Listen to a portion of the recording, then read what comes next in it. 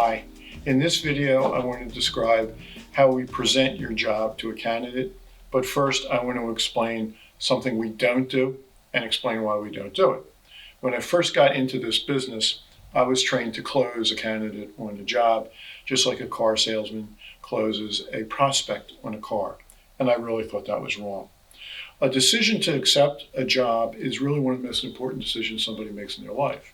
In fact, it can be argued that it's the second most important decision they make next to who they marry.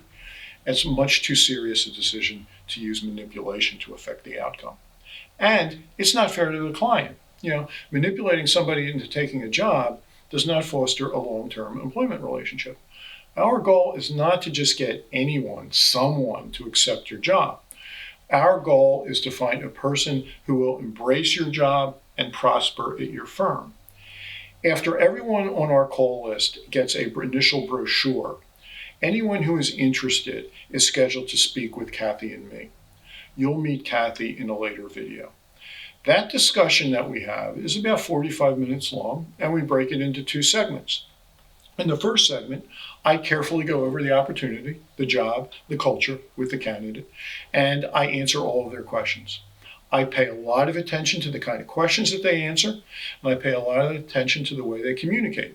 I'm trying to imagine them as a person and who they are. Then Kathy takes over, and in her conversation, it's much more traditional, with specific questions about their experience. From that, we develop a profile. That profile goes to you with the resume. It gives you our honest and straightforward impression of the candidate, their strengths, their weaknesses, their motivations. We want you to see the person and not just the paperwork.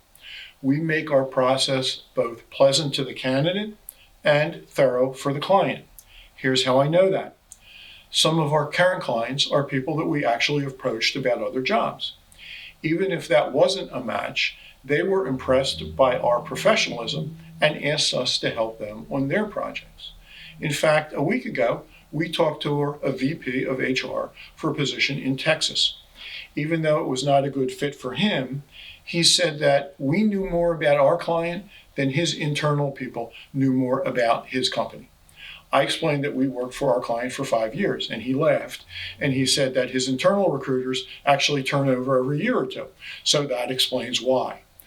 In our next video, what I'll do is describe to you how we communicate with you, the client.